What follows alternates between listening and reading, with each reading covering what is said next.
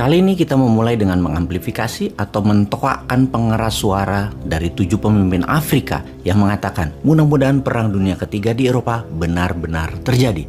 Mengapa mereka mengatakan hal tersebut? Memang kalau perang dunia, Afrika akan jadi untung. Lepas dari jajahan Eropa, kok Indonesia nggak ikut teriakan perang yuk perang ya?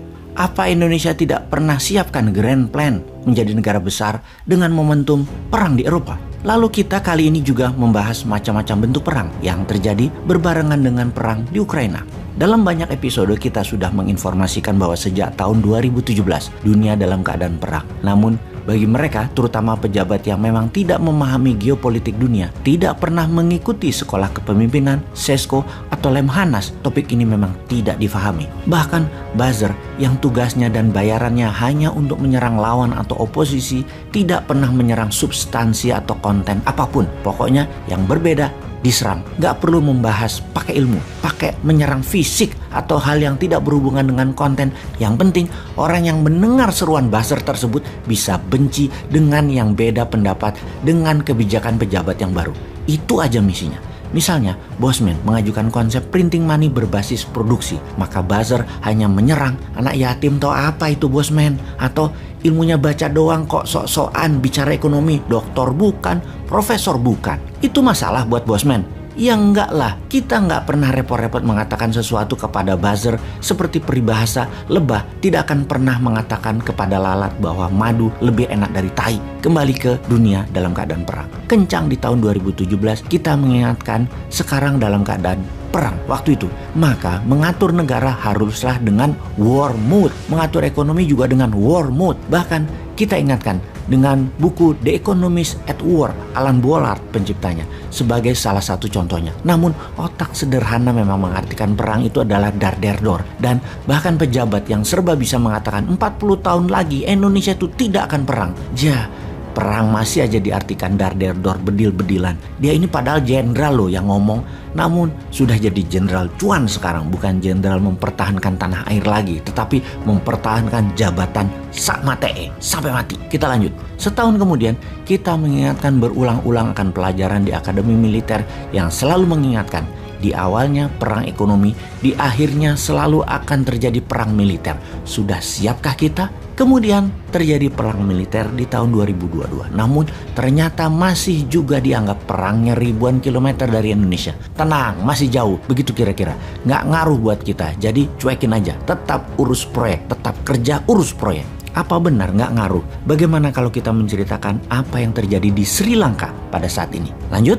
Kita mulai dengan seorang politikus kawakan di Sri Lanka bernama Mahinda Rajapaksa yang menguasai Sri Lanka sejak tahun 2005. Jabatan presiden kemudian jadi Perdana Menteri bolak-balik disandangnya. Bahkan kali ini sejak tahun 2019, saudara kandungnya Gotabaya Rajapaksa terpilih menjadi presiden Sri Lanka. Mahinda kemudian dilantik menjadi Perdana Menteri lagi. Jadi saat ini ada 5 orang bernama Rajapaksa di jabatan pemerintahan di Sri Lanka.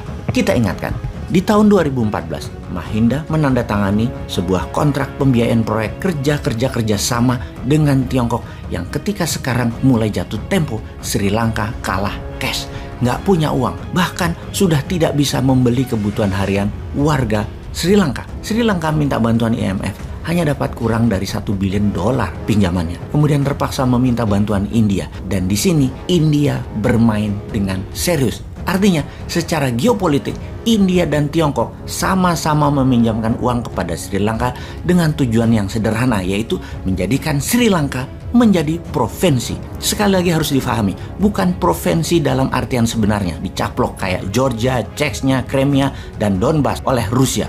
Bukan, dijadikan provinsi artinya mengikuti kebijakan India atau kebijakan Tiongkok atas semua kebijakan ekonomi yang dibuat oleh Sri Lanka. Yang artinya sesungguhnya adalah pasti yang untung adalah Tiongkoknya atau pasti yang untung adalah Indianya dengan menggunakan Rajapaksa sang pejabat sebagai agen Tiongkok atau agen India. Dua negara Tiongkok dan India ini ibarat Soviet dan NATO sekutu barat Amerika di zaman Perang Dingin. India dan Tiongkok sama, perang di mana-mana. baik fisik di utara India, daerah Kashmir hingga perebutan Nepal. Kebijakan ekonomi saling serang dan saling kuat-kuatan sebagai negara produsen. Gak ada barang Tiongkok di India yang tidak dipajaki tinggi. Begitu juga sebaliknya, tidak ada barang India yang ke Tiongkok tidak dipajaki. Sekarang keduanya berebut Sri Lanka. Posisi Sri Lanka yang strategis, penghubung Asia Barat dengan Asia Timur secara maritim sangat penting bagi dua negara. Tiongkok memerlukan pelabuhan utama di mana ketika Selat Malaka penuh, mereka bisa pakai kanal Kra Thailand dan memiliki hub semuanya, yaitu hub kargo di Sri Lanka. Demikian juga India yang menganggap Sri Lanka adalah buffer country, ibarat Ukraina di mata Rusia yang akan dicaplok NATO. Geostrategi kedua negara India dan Tiongkok memang matang. Namun sekarang Raja Paksa sedang ditekan oleh kebijakannya yang termakan oleh proyek dan uang Tiongkok, di mana tidak bisa membayar plus harga naik di dunia membuat bukan saja mahal barang-barang seperti bensin, minyak goreng, susu, tepung, beras, tetapi barang-barang tersebut langka, tidak ada, hilang.